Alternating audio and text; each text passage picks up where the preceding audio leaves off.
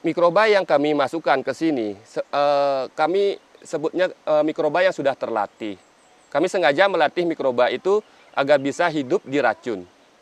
Agar tujuannya untuk lebih memperkuat apa yang sudah ada di dalam ini dan bisa menghasilkan fitotoksin sendiri untuk antibodi tumbuhannya.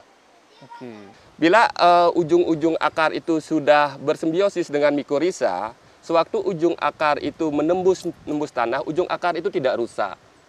Kalau ujung akar rusak, di sana besar sekali kesempatan untuk penyakit masuk, baik itu bakteri, baik itu fungi yang patogen. Ada juga yang saya tidak tulis di sini, jamur susu harimau. Mungkin pernah dengar? Belum lah. Maksudnya apa ini jamur Itu kan susu harimau? Semua Ini bahan obat herbal. Ini jamur yang diambil dari susu harimau apa gimana? Namanya aja. Oh, nama aja. Namanya aja.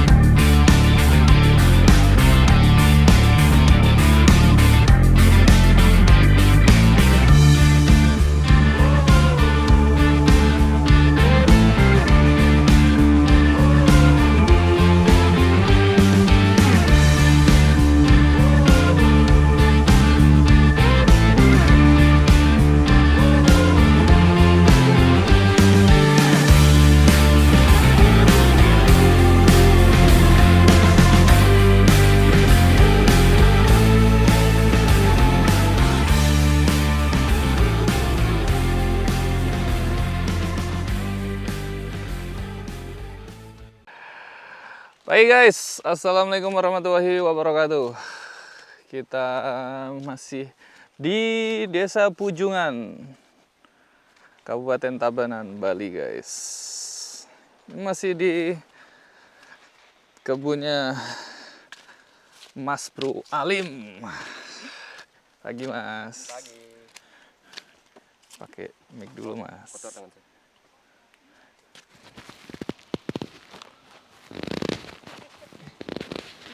Oke. Bahas apa ini kita pagi ini? Bebas. Enaknya. Bahas bebas. Kita hari ini udah selesai pematokan guys. Kemarin kita mapping, terus resetting titik-titik tanam yang belum dibikin busut ya. Kalau yang udah dibikin busut nggak bisa dirubah lagi, ya sudah. Ini yang belum dibikin, kita udah selesai pematokan. Lagi dibikin busut nih sama teman-teman. Penambahan titik tanam baru. Ya, penambahan titik tanam baru ini Duku Langsat ya? Langsat apa Duku? Duku Palembang. Duku Palembang. Ini habis kita dongkel tadi. Tadinya di sana posisi yang lagi dikerjakan busutnya.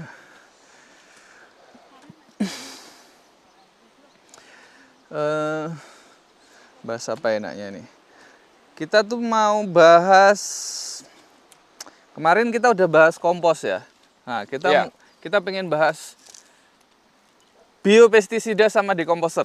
Nah, enaknya itu tuh. Nih. Oke, siap. Ini enaknya kalau ada barangnya. Ada barangnya. Oke, kita ke gudang aja ya? Ya, yuk kita ke gudang aja yuk. Biar afdol. Mau gudang yang mana? Di atas atau di bawah? Mana aja. Yang mana? Yang enak?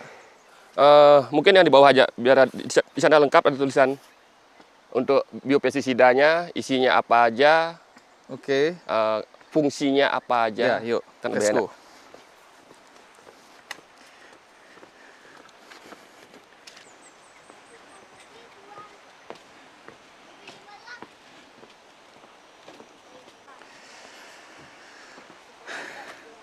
Oke, kita punya apa ini, Mas? Yang ini biopestisida yang kami gunakan untuk pertama sterilisasi lahan, setelah itu untuk pengendalian hama penyakit. Karena sifatnya biopestisida ini spektrumnya sangat luas. Bisa menjadi insektisida, fungisida, seperti yang tertera di sana. Oh, ini ada insektisida, fungisida, bakterisida, akarisida, nematisida, parasitida. Tidak. Saya malah baru dengar ini parasitida. Tapi ini all in one ya? Ya. Waduh, all in one ini. Di organik untuk pengendalian hama penyakitnya biasanya memang satu untuk semua. Oke. Nah, sekarang kalau seumpamanya jamurnya lebih parah, kita bisa tambahkan sulfurnya lebih banyak. Oh. Tinggal main di sana aja. Oke. Kalau bakterinya lebih banyak, kita bisa tambahkan bahan-bahan yang lebih beracun. Apa contohnya? Seperti kami ada masukkan akar tuba, asap cair. Asap cair. Apa bahasanya? Kalau kami Itu nyebut? pohon? No, Tanaman? dari hasil destilasi kayu yang kita jadikan arang, udah gitu menguap, menetes, jadi asap cair. Biasanya digunakan juga untuk pengawet kayu, biar kayunya tidak dimakan rayap. Kayu apa? Semua kayu untuk bahan bangunan itu loh. Oke. Biasanya nggak spesifik ya? nah untuk semuanya. Oke. Tinggal mainkan di sana aja. Oke. Dan bahan-bahan yang bersifat korosid kuat. Oke. Bisa ditambahkan H2O juga. Ditambahkan H2O? Tambahkan. Nggak berpengaruh dengan bakteri dan lain-lain yang ada di dalam situ? Nah, kebetulan ini kan biopestisida. Di sini ada makhluk hidupnya, ada mikrobanya. Mikroba yang kami masukkan ke sini, kami sebutnya mikroba yang sudah terlatih. Kami sengaja melatih mikroba itu agar bisa hidup di racun. Agar tujuannya untuk lebih memperkuat apa yang sudah ada di dalam ini, dan bisa menghasilkan fitotoksin sendiri untuk antibodi tumbuhannya. Oke. Nah, seperti itu. Dan kami kuatkan lagi dengan agen hayati yang ada di dalam dekomposer kami. Agen hayati rata-rata dia fungi. Sebagian besar fungi dia agen hayati itu. Trichoderma, oke, kita tahu lah ya. Bioveria. Ini apa ini? Itu termasuk dia bisa membantu pembongkaran unsur P dan K. Oke. Untuk bioveria, metarhizium ya seperti biasalah. Udah banyak yang paham. Iya. Terus Enggak. Dijelasin aja. Saya nggak paham. Dijelasin aja. Oke, kalau biasanya kita menggunakan mikorhiza itu, fungi mikorhiza itu biasanya dia bersimbiosis di ujung-ujung akar tumbuhan. Oke. Dan dia tidak dia tidak jadi benalu. Dia bersimbiosis mutualisme, saling menguntungkan. Nah, bila ujung-ujung akar itu sudah bersimbiosis dengan mikorhiza, sewaktu ujung akar itu menembus tanah, ujung akar itu tidak rusak. Kalau ujung akar rusak, di sana besar sekali kesempatan untuk penyakit masuk, baik itu bakteri, baik itu fungi yang patogen. Yes. Nah, yang kedua, dia bisa membantu menyerap unsur hara yang ada di tanah. Karena mikorhiza ini bisa mengeluarkan hifa atau tentakel yang sampai jauh panjang. Dia seperti penambahan akar jadinya dia. Iya. Nah, Membantu kinerja akar lah ya. ya. Dan di musim kemarau, dia akan mencari sumber air jauh ke dalam yang akar tidak bisa tembus. Karena hifa ini kan lebih kecil dia. Ya. Nah, artinya tumbuhan juga bisa terbantu mendapatkan air.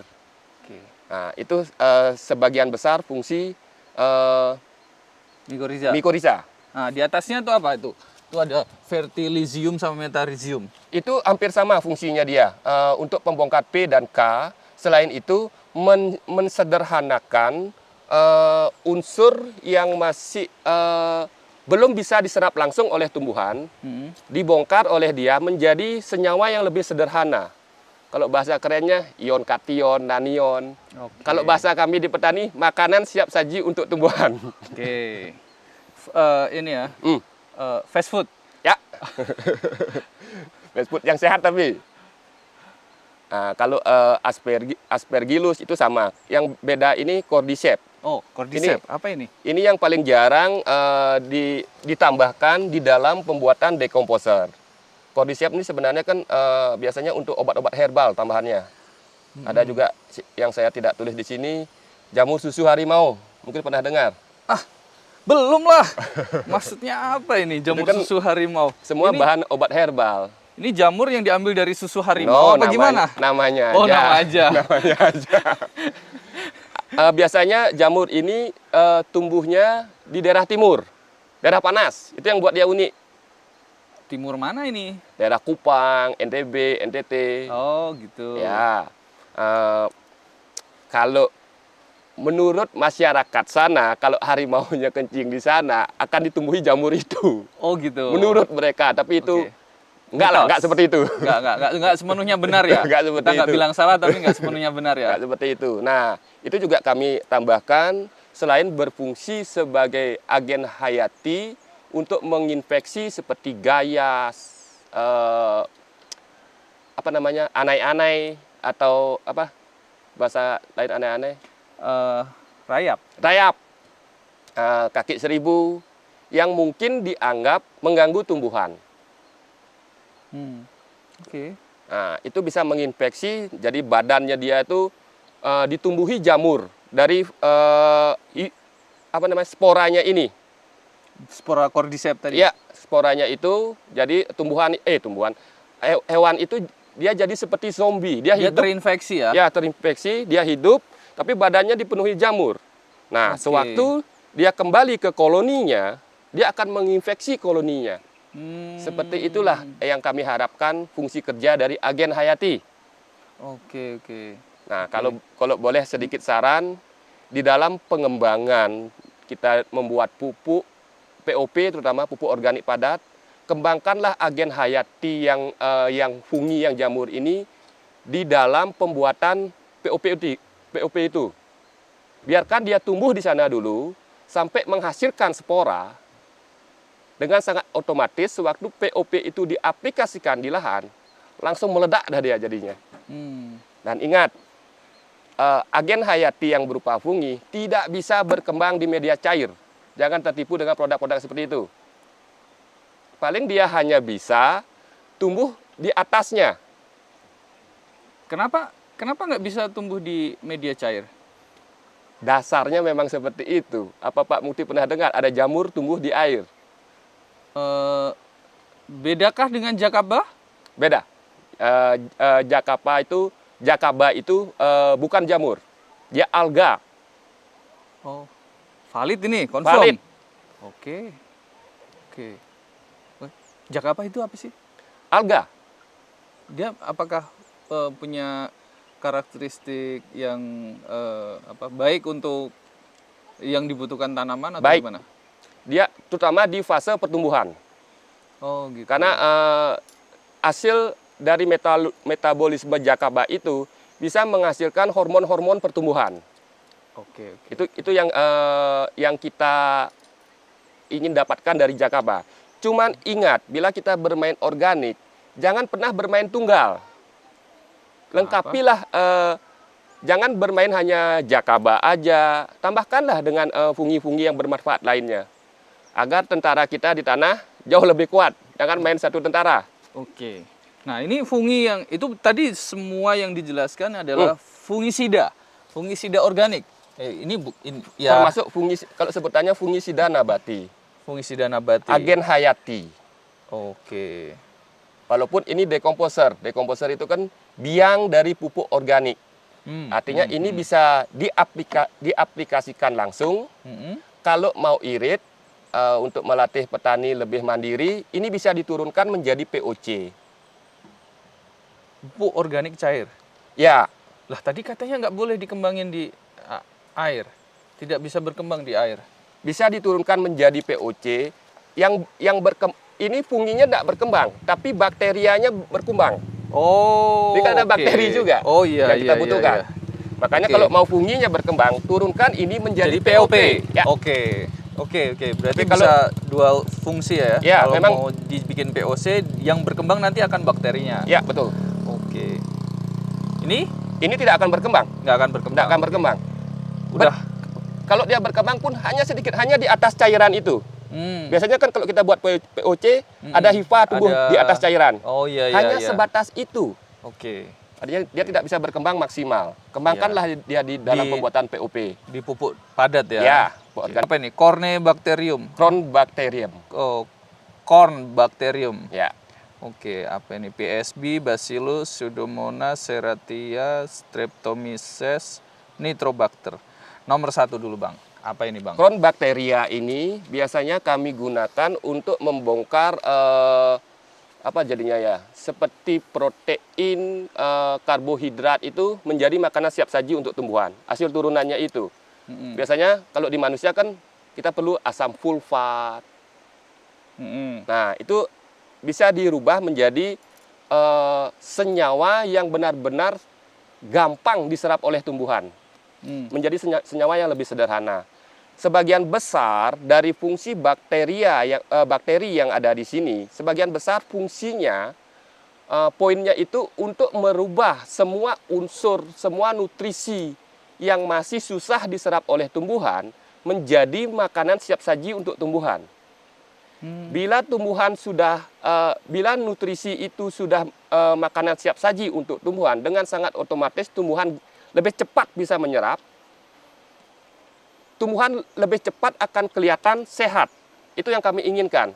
Karena kami selalu menyarankan petani, buatlah tumbuhanmu sehat. Jangan buat tumbuhanmu subur. Beda ya? Kalau tumbuhan subur, menurut saya, itu tumbuhan yang tidak sehat. Sama seperti orang gemuk. Obesitas? Ya. Oh. Kalau tumbuhan tuh biasanya kan ada. Seperti di mangga, di jambu. Dia daunnya lebat, tapi tidak berbuah-buah. Itu tumbuhan subur. Oh, itu tumbuhan subur. Ya, artinya ada kandungan nutrisi atau unsur yang berlebihan. Yang tidak seimbang. Oh, oke. Itu yang tidak kami inginkan. Kebanyakan lemak ya. Iya. Oke, kalau tumbuhan sehat, Tumbuhan cirinya sehat, seperti apa? tumbuhan sehat. Waktu dia sudah masuk fase generatif, waktunya dia berbuah, biar dia berbuah. Itu salah satu ciri tumbuhan sehat. Di samping itu ya kita bisa lihat dari fisiknya. Gampang tidak diserang hama penyakit. Kalau tumbuhannya sehat, artinya dia antibodinya bagus. Iya. Karena penyerapan nutrisinya maksimal. Sewaktu dia terserang hama penyakit, dia tidak kolap, tidak parah. Kita lebih gampang mengobati atau menanganinya. Oh, oke. Nah, Dia punya perlawanan Antibodi yang bagus. ya. Ya. Oke. Samalah seperti kita. Iya. Dia makhluk hidup juga. Iya, sama. Oke.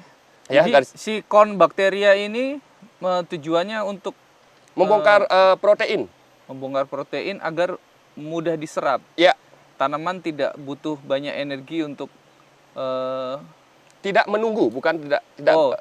tidak menunggu mikroba yang ada di lahan itu membongkar. Karena kan ada mikroba spesifik yang tugasnya membongkar itu. Oke. Makanya di sanalah dibutuhkan awal tanam itu sehatkan tanah dulu. Karena kalau kita di pertanian, sebenarnya kita dididik untuk pintar-pintar merawat tanah, bukan merawat tumbuhan.